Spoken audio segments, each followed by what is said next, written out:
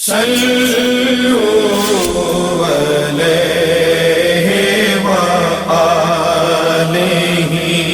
أما بعد فأعوذ بالله من الشيطان الرجيم. بسم الله الرحمن الرحيم. محمد رسول الله والذين معه أشداء على الكفار رحماء بينهم تراهم ركعا سجدا. صدق الله مولانا العظيم وصدق رسوله النبي الكريم.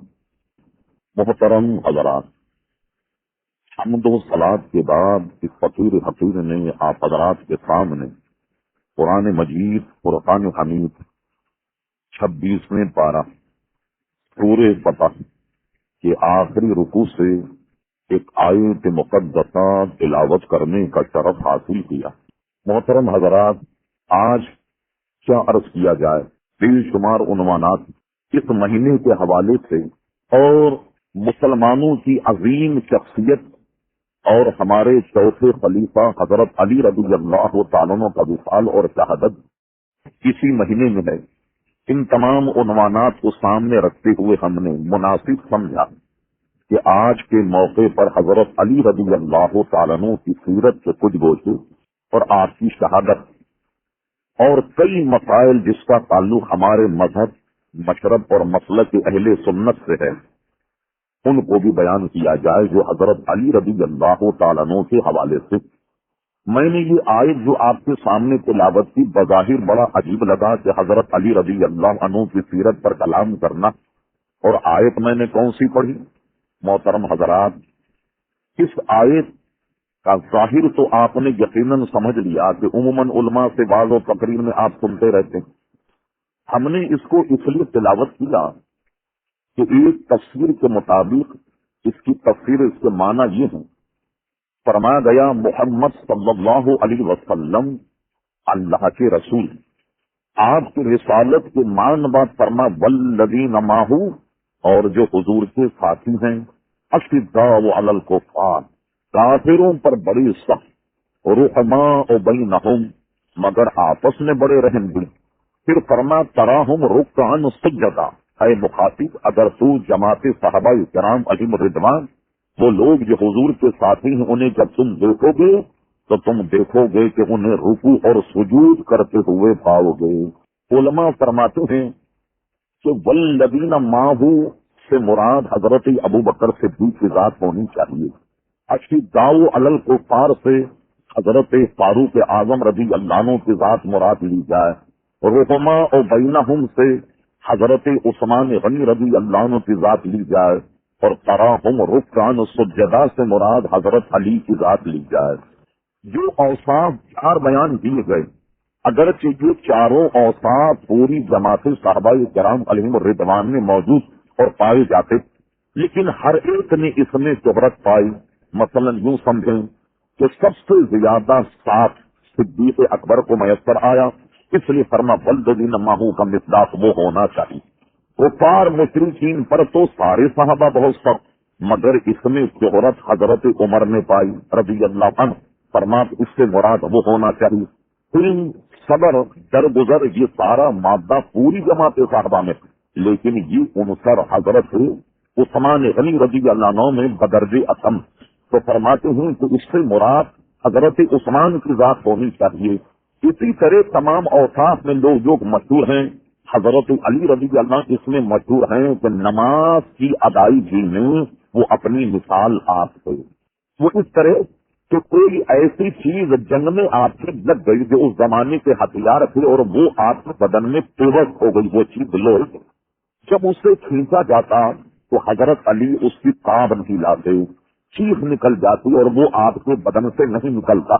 بعض لوگوں نے جب آپ کو دیکھا کہ جب آپ نماز پڑھتے تو نماز میں وہ اس قدر محو ہو جاتے ہیں، اللہ کی یاد میں اس قدر مشغول ہو جاتے ہیں کہ اپنی جسم اور اپنی تکلیف اور دوسری جانب ان کی بالکل طبیعت مائل یا ذہن مائل نہیں ہوتا، تو لوگوں نے پھر یہ اہتمام کیا کہ جب حضرت علی نماز کی نیت کر کے کھڑے ہو جائیں اس وقت اسے نکال لیا جائے تو حضرت علی کو بالکل پتہ نہیں لگے گا.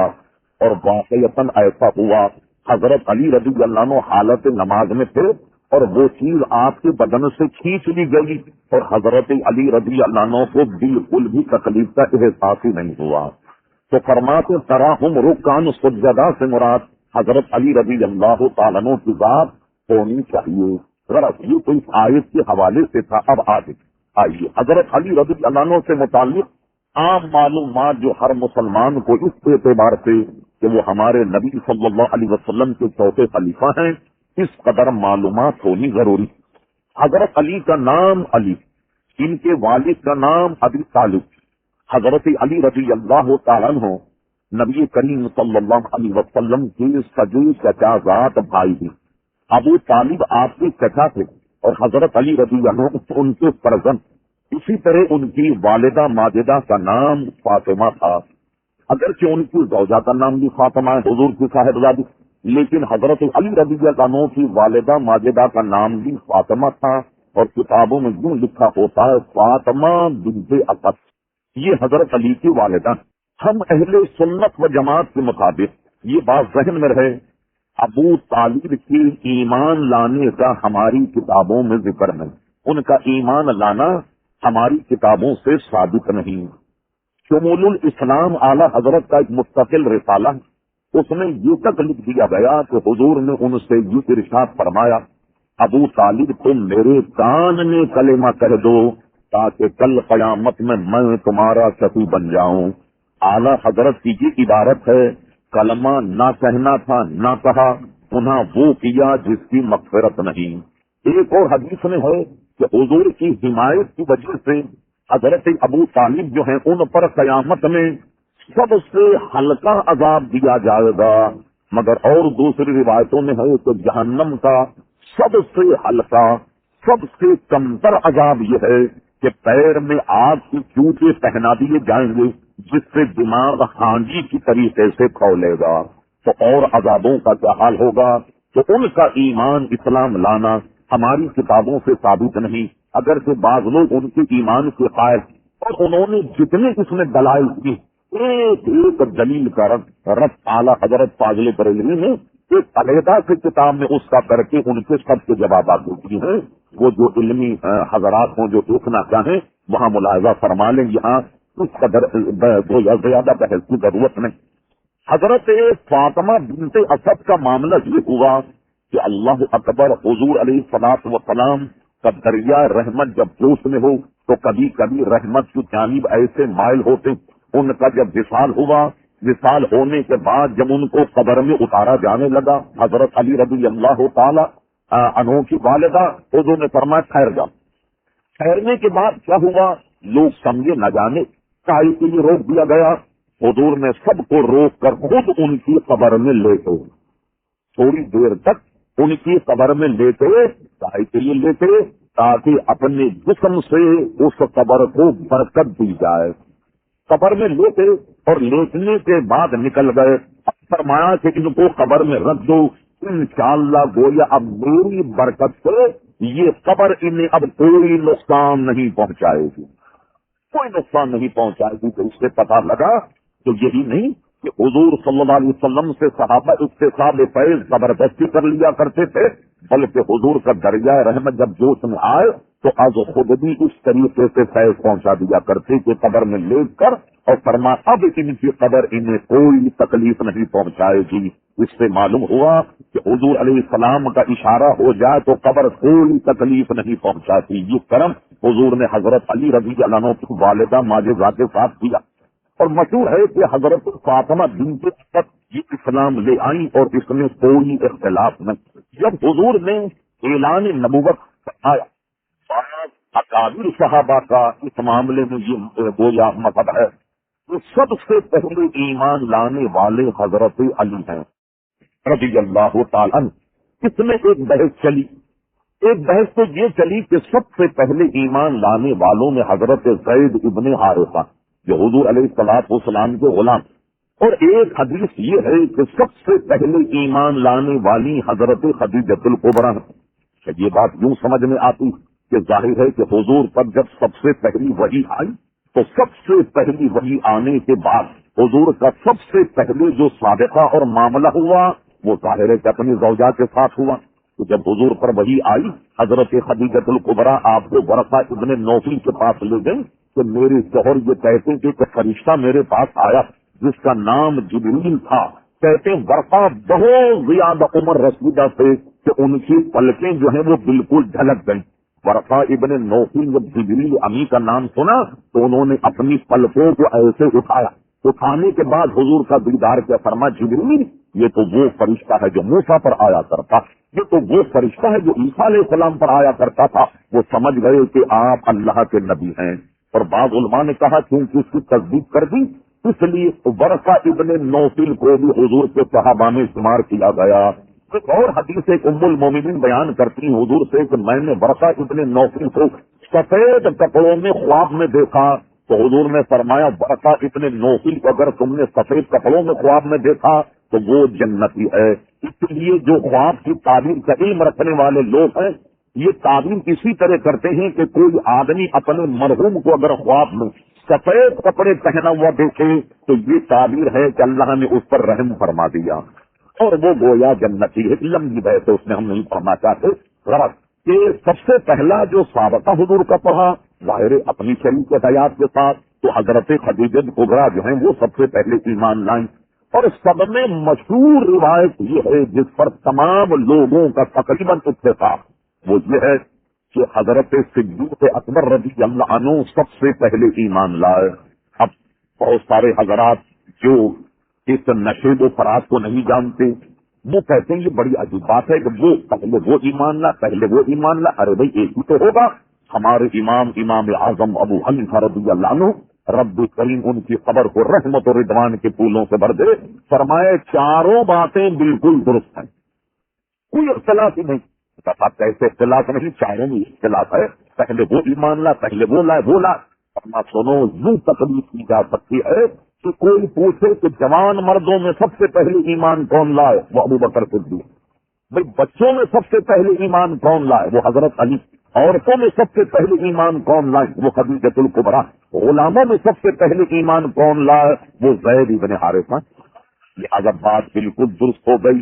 اب رہی صاحب حضرت علی جب ایمان لائے ایک قول یہ ہے کہ ان کی عمر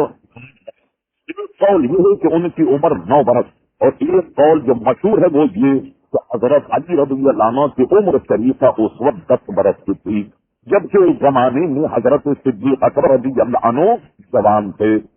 تو سب سے پہلے ایمان لانے والوں میں یوں اس تاریخ سے حضرت علی رضی اللہ تعالی عنہ کا نام لیا جاتا.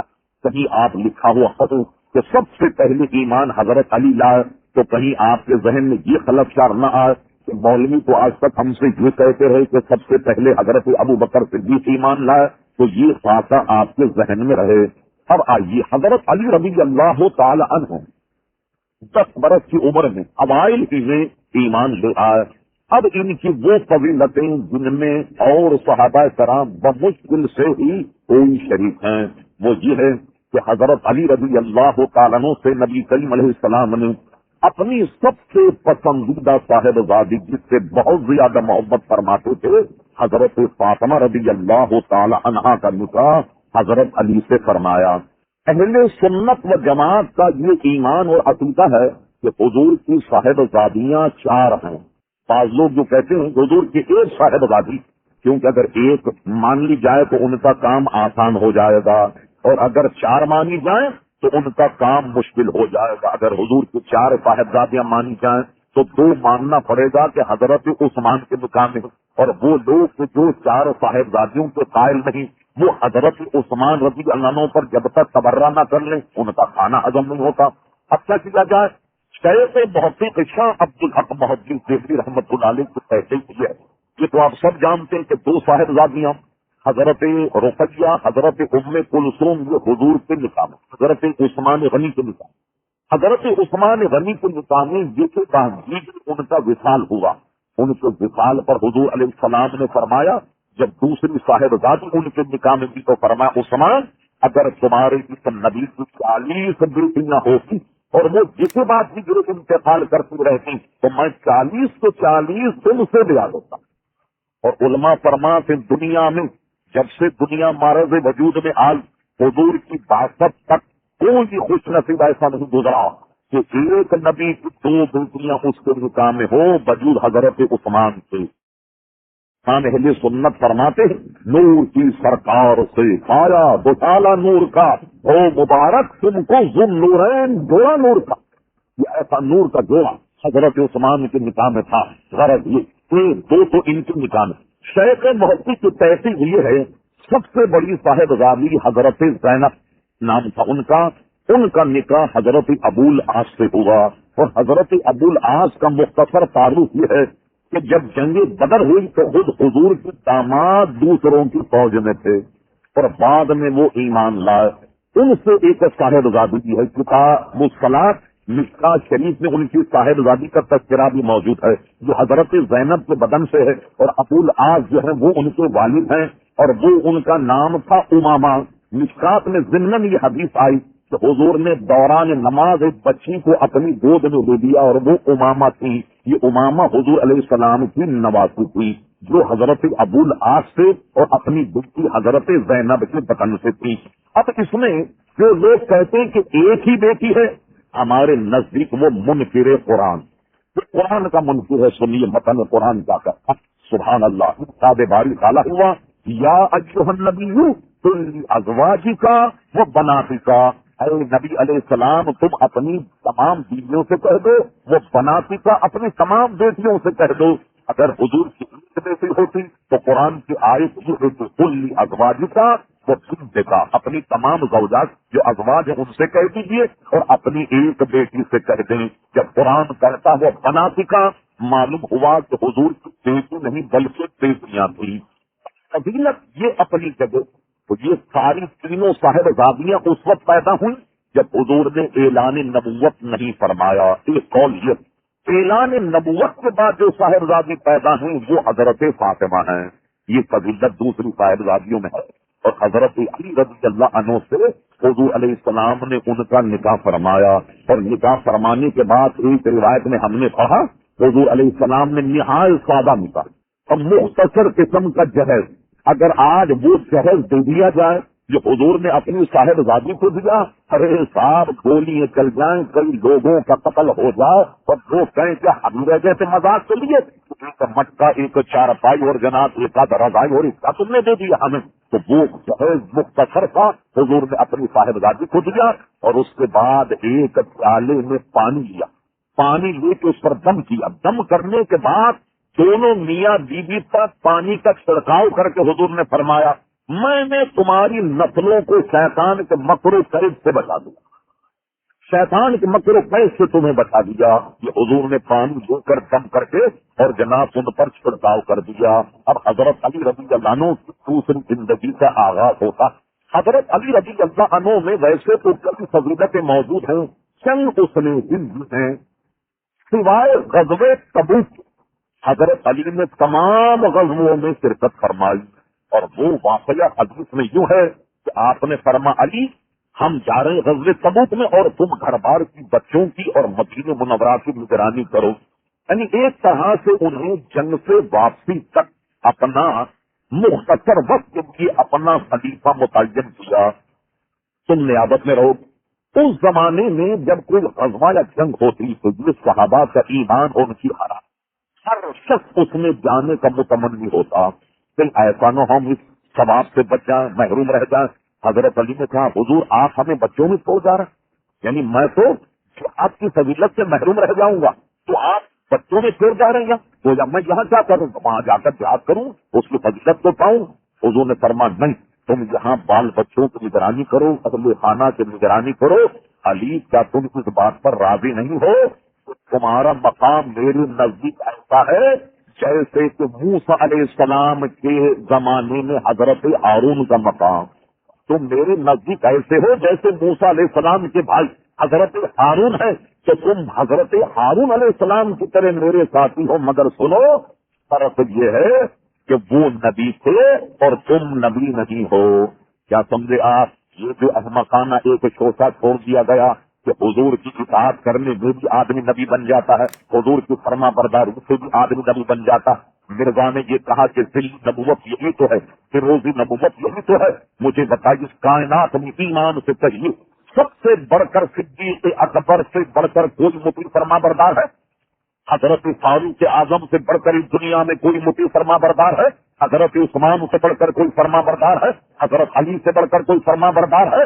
اگر نبی ہوتے تو یہ ہوتے، کیوں؟ لیکن انہیں سمجھ نہ نبی آبادی میرے ماں کیونکہ کوئی نبی نہیں، لیکن تم میرے دربار میں ایسے ہو جیسے کہ حضرت ہارون علیہ السلام موسیٰ علیہ السلام کے دربار میں ہے۔ یہ کلمہ جب حضرت علی سے کہا حضور نے تو ان کو ایک بڑی تمانیت اور ایک خوشی محسوس ہوئی، اور غزوہ تبوک سے لوٹنے تک تمام پر ذمہ داری حضرت علی رضی اللہ عنہ پر رہی۔ بظاہر ایک یہ فضیلت، ایک تو یہ کہ حضور کے داماد، اور ان کو اگر یہ کہا جائے کہ ایک فضیلت تو یہ کہ حضور کے داماد، اور ایک فضیلت یہ کہ امام حسن کے والد، ایک فضیلت یہ کہ امام حسین کے والد، یہ بھی فضیلتیں اپنی اپنی جگہ موجود ہیں۔ اب آئیے حضور علیہ الصلوۃ والسلام یہودیوں کے ساتھ آپ کی بڑی مارکۃ العرب جنگ تھی جو غزوہ خیبر کہلاتا۔ حضور غزوہ خیبر کے لیے تشریف لے، حضرت علی بھی ان میں ساتھ۔ اس زمانے میں بھاری بھرکم قسم کے ہتھیار نہیں ہوتے، جیسے توپ یا گولا کہ کوئی بڑی دیوار کو گرا دیں یا کوئی ایسی آڑ سامنے آ جائے تو اس کو تباہ کر دیں، ایسا کوئی ہتھیار نہیں تھا۔ ہتھیاروں کی قسمیں یہی دو تین تھی۔ ایک تو مسلمانوں کا ہتھیار سواری کے اعتبار سے سب سے بہترین گھوڑا، اور اس کے بعد اونٹ۔ سامان حرب میں تلوار، نیزہ، برچھی اور جناب زیادہ سے زیادہ تیر کمان جو ہوتے۔ بچنے کے اوزار کیا ہیں؟ لوہے کے خول ہوا کرتے تھے، ہاتھ میں چلانے، بدن میں پہننے کے، اور جناب سر پر رکھنے کے، تاکہ کوئی حملہ کرے تو اس سے بچا جائے۔ جب یہودیوں کا معاملہ مسلمانوں سے پڑا اور مسلمانوں نے کعبہ پر حملے کیے، یہودیوں نے کیا کیا کہ ان کے حملوں کی تاب نہ لا کر کے جب دیکھا کہ ہم شکست کھانے والے ہیں تو خیبر کا پھاٹک انہوں نے بند کر دیا۔ جب بار بار یہی کرتے کئی حملے مسلمانوں پہ ناکام کر دیے، اور یہ مسلمانوں کے لیے بہت غیرت کا مقام تھا کہ ایک امت جو یہودیوں سے لڑ رہی اور اس کا نبی اس کے ساتھ، ان کے نبی ان کے ساتھ، اور فتح نصرت نہیں ہو رہی۔ ایک دن ہمارے آقا نے فرما، اے میرے غلاموں، کل میں ایسے کے ہاتھ میں علم دوں گا کہ جس کے ہاتھ پر اللہ نے فتح نصرت لکھ دی، اور وہ ایسا شخص ہوگا کہ اللہ اس سے محبت کرتا، وہ اللہ سے محبت کرتا، رسول اس سے محبت کرتا، اور وہ رسول سے محبت کرتا، ایسے شخص کو میں علم دوں گا۔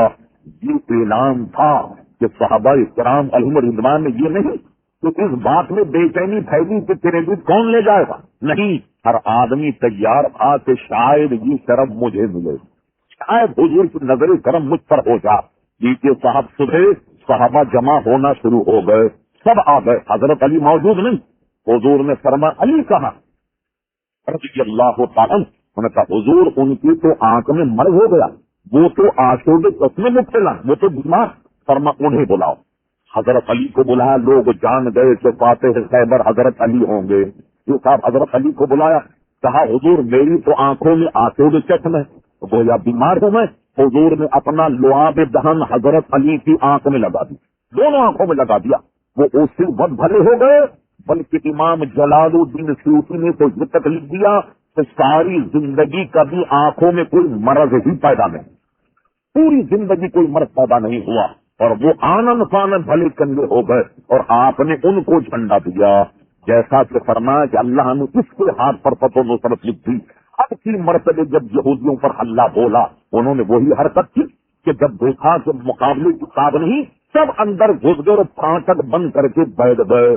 اب مسلمان سینکڑوں پھاٹک پر تیر برسائیں، کوئی گولیاں تو تھی نہیں، جناب نیزے برسائیں، کوئی ہوتا ہی نہیں تھا اتنا مضبوط پھاٹک۔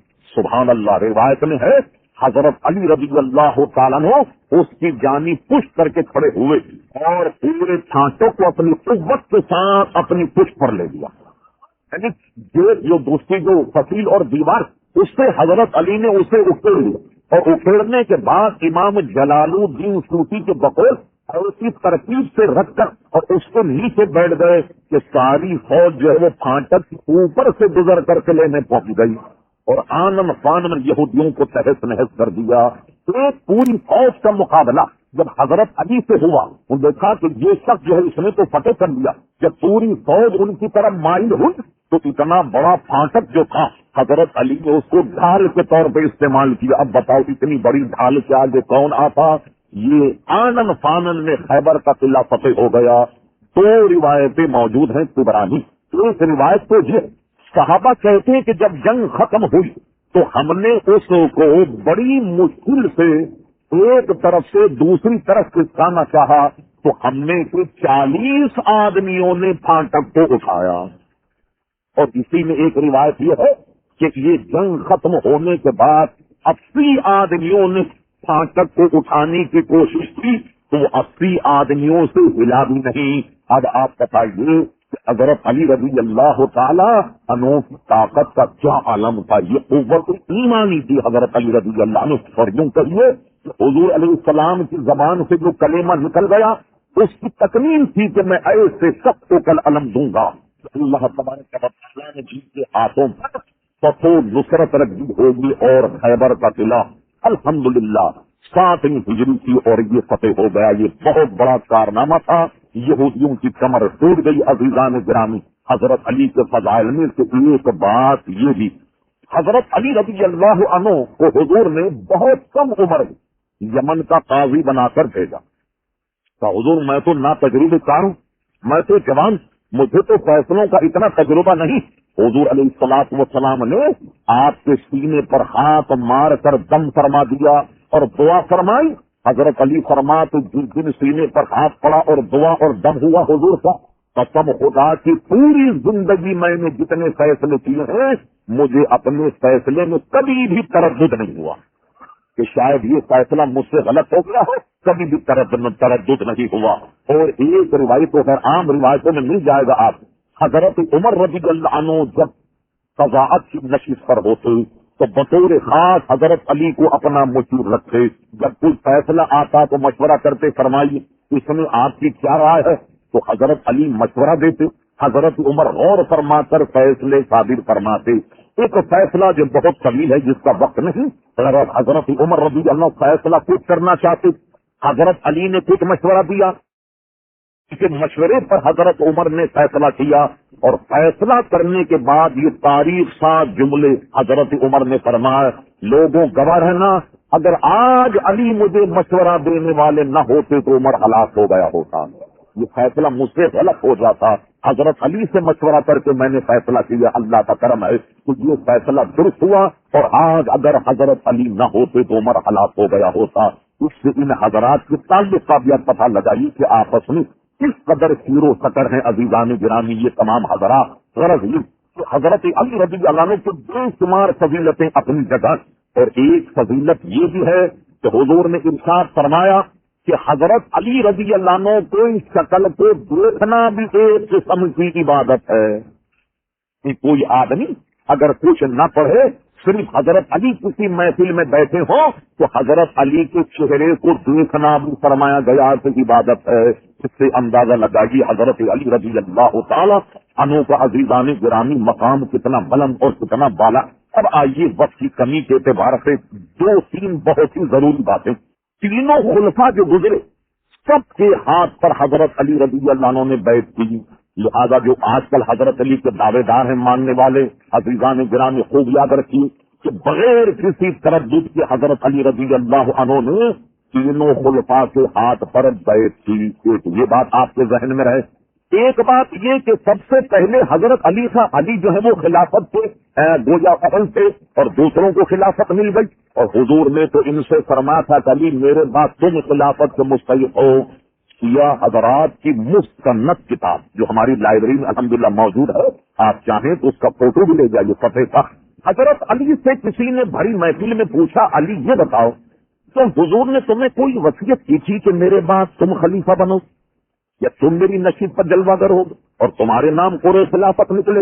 حضرت علی نے فرمایا بالکل غلط ہے، حضور نے میرے لیے کوئی وصیت نہیں کی، اگر حضور میرے لیے وصیت کرتے تو میں اپنا حق لینے کے لیے سب کچھ کر گزرتا، مگر حضور نے ایسا کیوں نہیں کیا؟ خود حضرت علی سے پوچھے کیا کہتے؟ کہا حضور نے یہ کیوں نہیں کیا کہ مجھے کہہ دے کہ میں خلیفہ ہوں گا، میرے آقا نے یہ وصیت مجھے اس لیے نہیں کی کہ کہیں خلافت ایک خاندان ہی میں ہو کر نہ رہ جائے۔ یہ قول جو ہمارے یہاں بخاری اور مسلم کا درجہ ہے، شیعہ حضرات کے یہاں حیات القلوب اتنی ہی مستند کتاب ہے، ان کے علامہ امام ملا مجلسی کے خطبات، اس میں یہ جزیہ موجود ہے۔ حضرت علی نے صاف انکار کر دیا، میرے لیے حضور نے کوئی وصیت نہیں کی کہ میں خلیفہ بنوں گا۔ البتہ ہم اہل سنت کا تقریباً اس پر اجماع کہ حضرت علی رضی اللہ عنہ چوتھے خلیفہ ہیں۔ ہوا کیا کہ حضرت عثمان رضی اللہ عنہ اس بے دردی کے ساتھ قتل کر دیے گئے کہ حضرت عثمان کا ہاتھ کاٹ دیا گیا۔ آپ کی زوجہ جو اس وقت آپ کے نکاح میں، اس لیے کہ وہ دونوں صاحبزادیاں جو وصال فرما چکی تھی، وہ جب اپنے شوہر کو بچانے کے لیے آئیں تو ان کی انگلیاں کاٹ دی گئیں۔ تو ہوا اختلاف یہ ہوا صحابہ میں، جو اہل سنت کا مذہب ہے وہ سن لیجیے تاکہ کبھی کسی غلط فہمی کا شکار نہ ہو جائیں، اور یقین جانیے کہ مذہب مہذب اہل سنت یہ ہے، کوئی بھی ایسا شخص کہ جس نے حالت ایمان میں پیارے مصطفیٰ کا دیدار کر لیا، اس سے کتنا ہی بڑا گناہ سرزد ہو جائے مگر آپ کے دل میں میلان نہیں ہونا چاہیے۔ اختلاف یہ ہوا کہ حضرت طلحہ، حضرت زبیر، حضرت عائشہ صدیقہ اور حضرت امیر معاویہ، ان کا مطالبہ حضرت علی سے یہ تھا کہ جناب آپ سب سے پہلے امیر المومنین حضرت عثمان کے قتل کا بدلہ لیجیے۔ مطالبہ بالکل معقول تھا کہ ایک امیر مسلمانوں کی بڑی ترجیح کے ساتھ 40-50 دن تک بھوکا پیاسا رکھ کر انہیں قتل کیا گیا اور آپ طرف نظر کیے ہوئے، ان کا مطالبہ بالکل درست تھا۔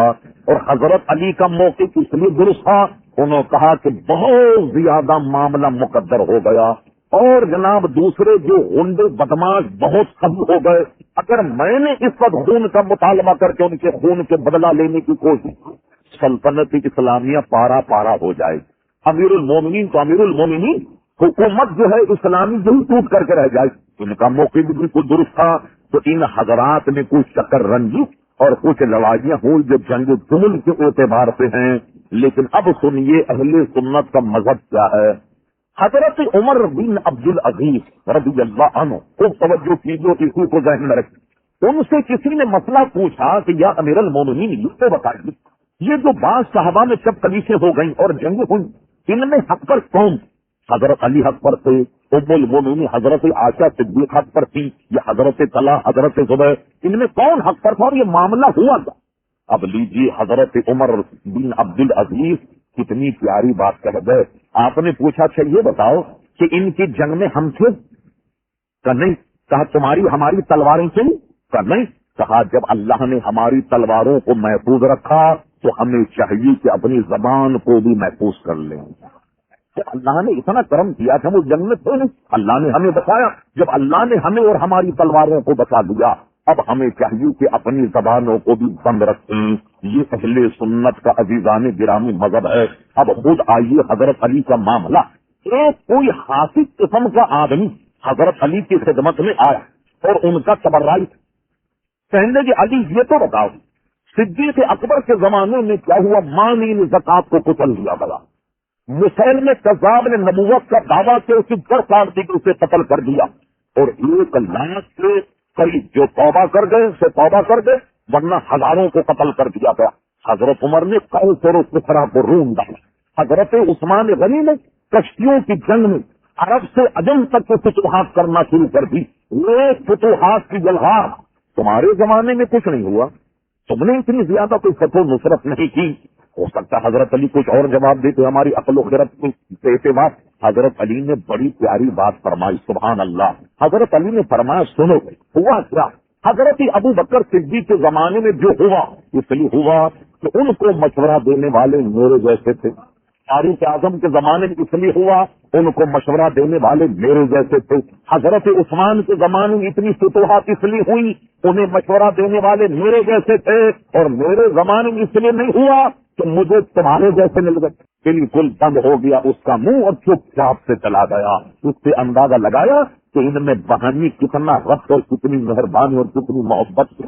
تو اس لیے ہمیں کسی بھی صحابی پر زبان دراز کرنے کے لیے سوچنا چاہیے. غلط حضرت علی رضی اللہ عنہ کے زمانے میں ایک فرقہ خارجی یہ قائم ہو گیا، اور خارجی فرقے ہی کے ایک شخص نے ابن ملجم حضرت علی رضی اللہ عنہ کو شہید کیا. حضرت علی رضی اللہ عنہ اپنے مکان سے مسجد جا رہے تھے نماز فجر ادا کرنے، اور اس زمانے میں تقریباً ان سے پہلے کے خلفاء اور خود حضرت علی کا معمول یہ تھا کہ آپ آواز لگاتے ہوئے جاتے کہ لوگوں چلو نماز کا وقت ہو گیا. این اس وقت میں آپ کے قاتل نے آپ کے سر پر ایسی تلوار ماری کہ تلوار جو ہے وہ بھیجوں تک پہنچ گئی، اور مشہور ہے کہ 1 یا 2 دن ایسی حالت میں بھی حضرت علی زندہ رہے. اس کے بعد آپ کا وصال ہوا. آپ کی نماز جنازہ آپ کے بڑے صاحبزادے حضرت امام حسن نے پڑھائی. اب آئیے آپ کے جنازے پر مختلف اخبار. ایک روایت تو یہ ہے کہ آپ کی اولاد نے جو کوفے کا دارالعمارہ ان نے آپ کو بڑی حفاظت کے ساتھ دفن کر دیا. ایک روایت یہ ہے کہ جو خارجی اتنے سخت حضرت علی کے خلاف ہے کہ شاید کہیں آپ اس جسم کو کھود کر نکال نہ لیں، اور نکالنے کے بعد جو حرمت نہ کریں، وقتی طور پر دفنا دیا گیا اور پھر ان کو نکال کر کے مدینہ منورہ پہنچا دیا گیا. بعض روایتوں میں ہے کہ کوئی بھی اکابر حضرات میں کسی کا بدن ایک جگہ سے دوسری جگہ منتقل نہیں ہوا بجو صرف حضرت علی سے. ایک روایت یہ ہے کہ حضرت علی کو نکالنے کے بعد اونٹ پر رکھنے کے بعد یہ اونٹ کو لے جایا جا رہا تھا مدینہ منورہ، راستے میں اونٹ کہیں غائب ہو گیا. عراق میں ایک فرقہ ہے، اس کا عقیدہ یہ ہے کہ گویا وہ اونٹ جس پر حضرت علی کا جسم تھا مدینہ شریف لے جا رہے وہ کھو گیا. تو عراق کا ایک فرقہ یہ کہتا ہے کہ حضرت علی بادلوں میں اٹھا لیے گئے. ایک طبقہ تو یہ کہتا ہے، اور ایک روایت یہ ہے کہ حضرت علی رضی اللہ عنہ کا مزار پر انوار نجف اشرف میں ہے، جہاں ہم اور آپ جاتے ہیں. جو معروف اور مشہور جگہ ہے نجف اشرف، وہاں حضرت علی رضی اللہ عنہ کا مزار ہے، اور زیادہ تر اقوال اسی کے حق میں ہیں. بڑے بڑے وہ بزرگان دین جو کشف رکھتے تھے ان کا کہنا یہی ہے کہ حضرت علی کا مزار نجف اشرف میں ہے. ایک اور روایت ان کے نزدیک بہت مضبوط ہے. اب ہمارے نزدیک ہم کیا کہیں، یہی کہتے تھے واللہ عالم، اللہ ہی بہتر جانتا. کہتے ہیں کہ جس اونٹ پر حضرت علی رضی اللہ عنہ کا جسم تھا جب گم گیا تو گمنے کے بعد وہ اونٹ جناب ایسے گھومتا ہوا جناب کوفے وغیرہ سے ایران سے ہوتا ہوا افغانستان پہنچ گیا. تو اس وقت جو افغانستان ہم آپ سن رہے ہیں بہت ہی عالی شان مزار حضرت علی کا بنا ہوا، جس میں ایک خلق خدا جاتی ہے جناب اور وہاں حاضری دیتی ہے. افغان علماء سے جب اس معاملے میں تبادلہ خیال ہوا کہ ایک بہت بڑے افغانی علماء سے بات کی تو عالم سے کہنے لگا کہ 5000 کتابوں سے ہم ثابت کرنے کے لیے تیار ہیں کہ اصل حضرت علی کا مزار یہ ہے جو افغانستان میں ہے. اب ان کا مزار کہاں ہے اللہ بہتر جانے، لیکن ہمارے مشائخ یہی کہتے ہیں کہ حضرت علی رضی اللہ عنہ کا مزار جو ہے وہ عزیزان گرامی نجف اشرف میں ہے، جو کوفے سے کچھ ہی فاصلے پر گویا وہ شہر واقع ہے. اب رہا ان کا مزار کہیں ہو، وہ ہمارے آقا ہیں، کیسے خلیفہ ہیں ہمارے پیارے مصطفیٰ صلی اللہ علیہ وسلم کی. اور حضور نے فرمایا کہ اگر کسی کو جانچ پڑتال کرنی ہو کہ مومن ہے یا منافق، اس کو حضرت سعید ابن مسیب نے بیان کیا. فرماتے ہیں کہ اس کی علامت یہ ہے کہ جو مومن ہوگا اس کے دل میں حضرت علی کی محبت ہوگی، جو منافق ہوگا اس کے دل میں حضرت علی کی محبت نہیں ہوگی.